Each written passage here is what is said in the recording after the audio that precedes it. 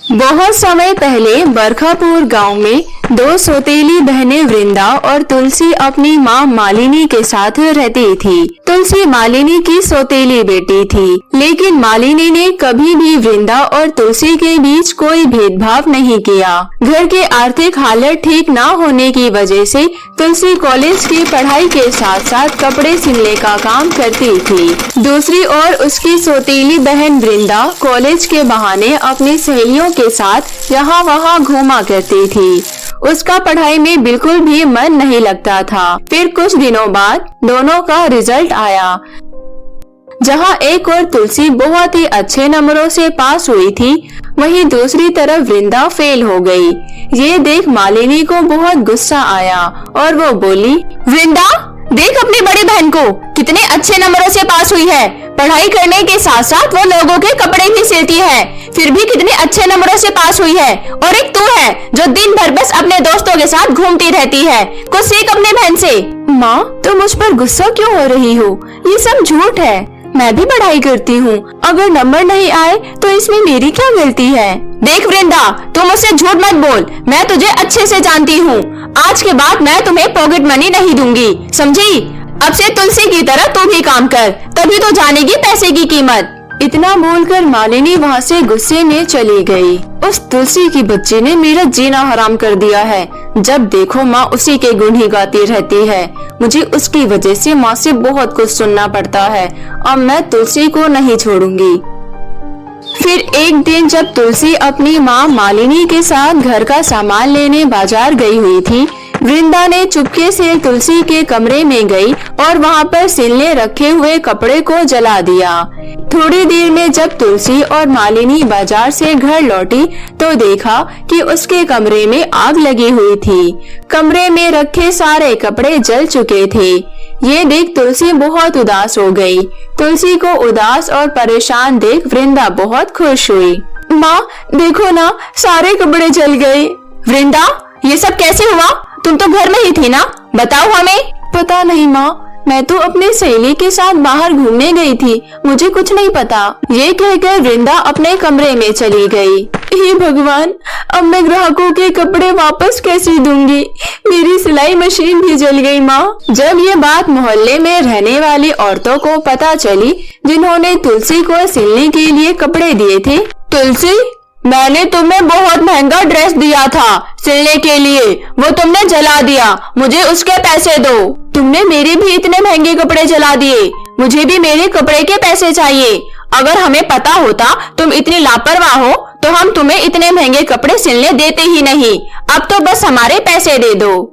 ऐसा कहते हुए सभी औरतें तुलसी से पैसे मांगने लगी। देखिए, आप मेरी बात समझने की कोशिश कीजिए। आपके कीमती कपड़े जल गए, इसके लिए मैं आप सभी से माफी मांगती हूँ, पर मेरे पास अभी पैसे नहीं हैं। मुझे थोड़ा सा समय दीजिए, मैं आप सभी का पैसा जल्द ही लौटा दूंगी। ठीक है, हम तुम्हें 15 दिन का समय देते हैं। यदि 15 दिन में हमारे पैसे नहीं लौटाए तो देख लेना, हमारे पास और भी रास्ते हैं पैसे निकलवाने के। इतना कहकर सभी औरतें वहाँ से चली गई। वही तुलसी चिंता में पड़ गई और बोली, इतने कम समय में मैं इतने पैसे कहाँ से लाऊं? इतनी जल्दी तो कोई मुझे काम पर भी नहीं रखेगा। बेटी, तुम चिंता मत करो, सब कुछ ठीक हो जाएगा। भगवान पर भरोसा रखो, तुम्हें कोई ना कोई काम जरूर मिल जाएगा। फिर अगली सुबह तुलसी काम की तलाश में निकल पड़ी। चलते चलते शाम हो गई, लेकिन उसे कहीं काम नहीं मिला। शाम हो चुकी है, मुझे घर लौट जाना चाहिए, माँ चिंता कर रही होगी। थकी हारी तुलसी चलते चलते रास्ता भटक गई और जंगल की ओर जाने लगी। तभी उसने जंगल के अंदर सुंदर सुंदर फल से लदे हुए पेड़ देखे। क्यों ना मैं इन फलों को तोड़कर बेच दूं और फल बेचकर मुझे पैसे मिलेंगे। वो पैसे मैं उन औरतों को दे दूंगी। ये कहकर जैसे ही वो फल तोड़ने आगे बढ़ी, तभी वहाँ एक बूढ़ी जादूगरनी प्रकट हुई और बोली, लड़की, तेरी हिम्मत कैसी हुई मेरे जंगल में आने की और यहाँ के फल तोड़ने की? ये जंगल मेरा है। अगर तूने यहाँ के किसी भी चीज को छुआ तो मैं तुझे हमेशा के लिए कैद कर लूंगी। मुझे माफ कर दो, मुझे पता नहीं था। मुझे कोई और रास्ता नहीं सूझा, इसलिए फल तोड़ने जा रही थी। ये कहते हुए तुलसी ने अपने घर के हालात के बारे में बूढ़ी जादूगरनी को बताया। ये सुनकर बूढ़ी जादूगरनी को तुलसी पर दया आ गई। वो जादूगरनी एक अच्छी और नेक जादूगरनी थी। अच्छा, तो ये बात है, चलो मेरे साथ, मैं तुम्हें कुछ देना चाहती हूँ, आओ, डरो नहीं। ये कहते हुए जादूगरनी तुलसी को अपनी गुफा में ले गई, जो कि जंगल के बीचों बीच बना हुआ था। उस गुफा के ठीक पीछे एक बहुत बड़ा पेड़ था। उस पेड़ पर बहुत ही सुंदर सुंदर लहंगे लटके हुए थे। तुलसी, ये एक लहंगे का पेड़ है। मैं ये पेड़ आज से तुम्हें देती हूँ। इस पेड़ की मदद से तुम बहुत ही जल्द अमीर बन जाओगी। चलो, इस पेड़ को मैं तुम्हारे घर पर लगा देती हूँ। पलक झपकते ही जादूगरनी अपने जादू से कुछ ही मिनटों में उस जादुई लहंगे के पेड़ को तुलसी के घर के पीछे वाले बगीचे में लगा दिया। ये देख तुलसी बहुत खुश हुई और जादूगरनी का धन्यवाद कहते हुए बोली, आपका बहुत बहुत धन्यवाद जादूगरनी जी, आप सच में बहुत ही दयालु और अच्छी जादूगरनी हो। जादूगरनी तुलसी से विदा लेकर अपने गुफा लौट गई। फिर अगले दिन से तुलसी जादुई लहंगे के पेड़ से लहंगे लेकर बेचना शुरू कर दिया।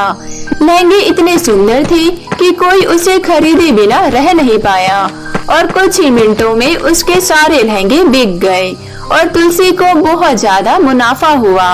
तुलसी ने जल्द ही उन सभी औरतों के पैसे लौटा दिए, लेकिन जब ये बात वृंदा को पता चली, वो ईर्ष्या से जल उठी। चलो कोई बात नहीं, मैं उस पेड़ को भी जलाकर राख कर दूंगी, फिर देखती हूँ। रात के समय सबके सो जाने के बाद जैसे ही वृंदा उस पेड़ को जलाने के लिए आगे बढ़ी, तभी उस पेड़ में से आग के गोले निकलने लगे। ये देखकर वृंदा काफी डर गई। हे भगवान, इस पेड़ में से आग कैसे निकल रहे हैं? लगता है ये कोई भूतिया पेड़ है, मुझे यहाँ से भागना होगा, नहीं तो ये पेड़ मुझे जलाकर राख कर देगा। ये कहकर वहाँ से भागने लगी, लेकिन आग का गोला उसका पीछा करने लगा।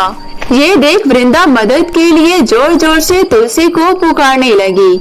आवाज सुनकर तुलसी भागते हुए आ पहुँची और जादुई लहंगे के पेड़ से अपनी बहन वृंदा की तरफ से माफी मांगी और वृंदा को माफ करने के लिए कहा। ये देख वृंदा को अपनी गलती का एहसास हुआ और उसने तुलसी से अपने किए की माफी मांगी। तुलसी ने वृंदा को माफ कर उसे गले से लगा लिया। दोनों बहनों के बीच प्यार देख मालिनी की आंखों में आंसू आ गए।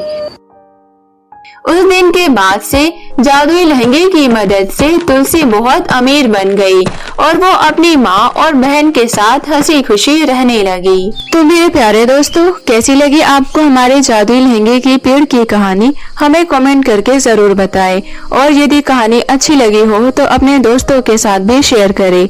और हाँ, अगर आपने अब तक हमारे चैनल पोला टीवी को सब्सक्राइब नहीं किया है तो जल्दी से नीचे लाल बटन दबाकर अभी सब्सक्राइब कर ले और साथ ही इस बेल आइकन को दबाना ना भूले।